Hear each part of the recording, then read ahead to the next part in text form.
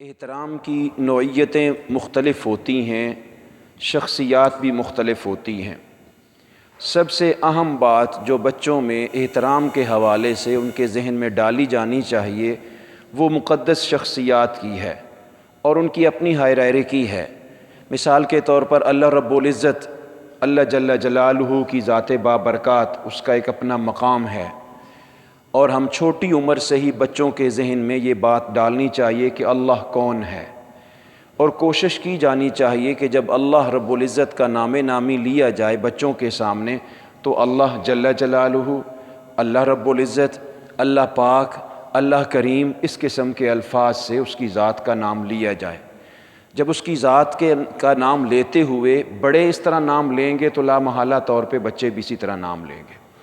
دوسری شخصیت رسول مقدس صلی اللہ تعالی علیہ وسلم کی آتی ہے، اور ان کی شخصیت کے نام کے ساتھ آپ جانتے ہیں کہ جب بھی نام لیا جانا چاہیے درود شریف پڑھ لینا چاہیے۔ تو ہم جب بھی نام لیں ان کا بچوں کے سامنے تو اس وقت حضرت محمد صلی اللہ تعالی علیہ وسلم کا نام لیا جائے یا رسول پاک صلی اللہ علیہ وسلم کا نام لیا جائے۔ پورا قرآن اٹھا کے دیکھ لیجئے، ڈائریکٹلی جب بھی اللہ رب العزت نے خطاب فرمایا رسول معظم صلی اللہ علیہ وسلم کو نام سے نہیں لکھ کیا۔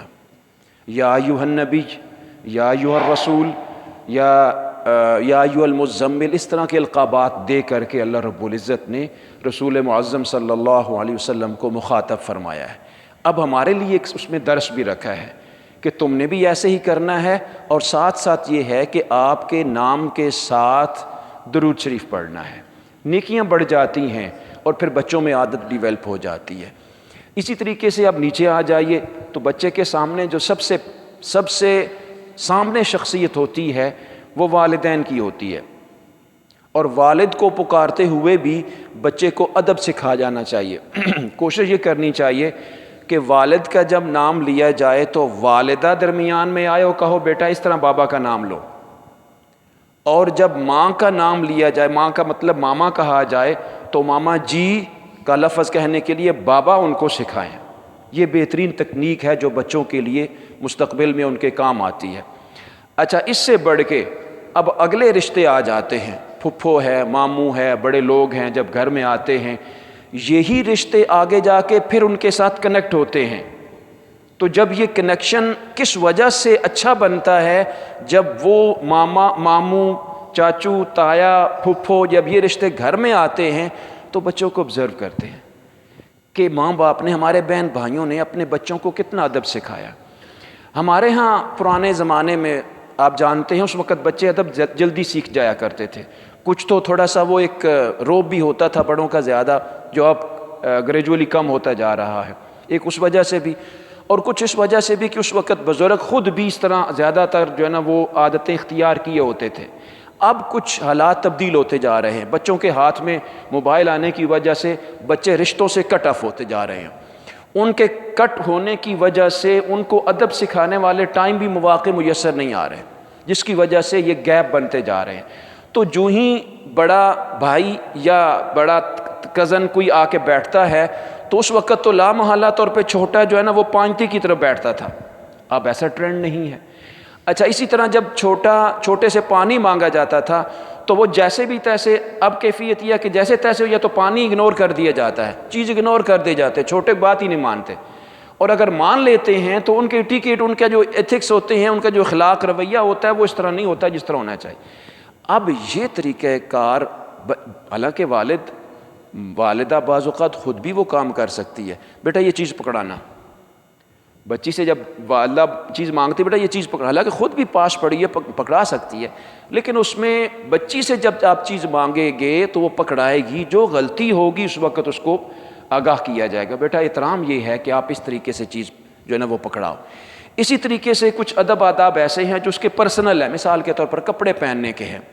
حدیث طیبہ کے مطابق جب آپ ازار باندھیں یا جب آپ اوپر وہ جلباب پہنیں یا قمیض کرتا پہنیں تو آپ صلی اللہ علیہ وسلم نے ارشاد فرمایا دائیں طرف سے شروع کیا جائے۔ اسی طرح غسل کے لیے بھی ہے دائیں طرف سے شروع کیا جائے، اسی طرح وضو کے لیے بھی دائیں طرف سے۔ تو جب قمیض پہنے جائے، بچے کو پہنائی جائے، تو بعض اوقات بچہ جب چھوٹے سے تھوڑی سی عمر سے آگے گزرتا ہے تو وہ چاہتا ہے میں خود پہن لوں گا، تو آپ آبزرو کریں کہ بچہ کون سا بازو پہلے پہن رہا ہے. اگر لیفٹ سائڈ والا بازو پہلے پہن رہا ہے تو بچے کو وہاں پہ روکیں, بیٹا میں نے تو تجھے رائٹ سائڈ والا پہننے کو دیا تھا, تم نے لیفٹ کیوں پہنا؟ یہ احترام ہے, یہ ادب ہے. اسی طریقے سے کھانے کے معاملات ہیں. رسول معظم صلی اللہ علیہ وسلم کھانے پہ تشریف فرما تھے تو حضرت ابو الاسود کے صاحبزادے تشریف فرما تھے کھانے کے لیے, تو وہ پلیٹ کے, اس وقت بڑی پلیٹیں ہوتی تھی, پلیٹ کے اندر سے کھا رہے تھے. آپ صلی اللہ علیہ وسلم نے ہاتھ روک دیا. آپ نے ارشاد فرمایا یا طفل ادب کما تؤدب, تم اس طرح اپنا ہاتھ روک لو اور اس طرح کھانا کھاؤ جس طرح ادب احترام کے ساتھ کھانا کھایا جاتا ہے. پھر آپ نے ارشاد فرمایا اپنے آگے سے کھاؤ, دائیں ہاتھ سے کھاؤ, کھانے سے پہلے بسم اللہ پڑھ لو. یہ ساری چیزیں جب دسترخوان لگا ہوگا, جب ڈائننگ ٹیبل لگا ہوگا تو آپ اونچی آواز سے پڑھیں گے, سارے پڑھو بسم اللہ وعلی برکت اللہ. اب اپنی اپنی پلیٹ اٹھاؤ, اتنا ڈالو جتنا کہ آپ کھا سکتے ہو. یہ ساتھ ساتھ میٹیریل چلتا ہے. جب کہ ٹین ایج پہنچ جاتی ہے, بچے ہاسٹلوں میں چلے جاتے ہیں یا گھر سے باہر دعوتوں پہ چلے جاتے ہیں, تو پھر وہ اپنے آپ کو ڈیولپ کرتے ہیں ان عادتوں کے اوپر جو ماں باپ سے سیکھی ہوتی ہیں. اگر ماں باپ سے وہ عادتیں سیکھی نہیں ہوں گی تو بچے معاشرے میں شرمندگی کا باعث ان کے لیے بنے گا محافل میں. دعا ہے اللہ کریم عمل کی توفیق عطا فرمائے.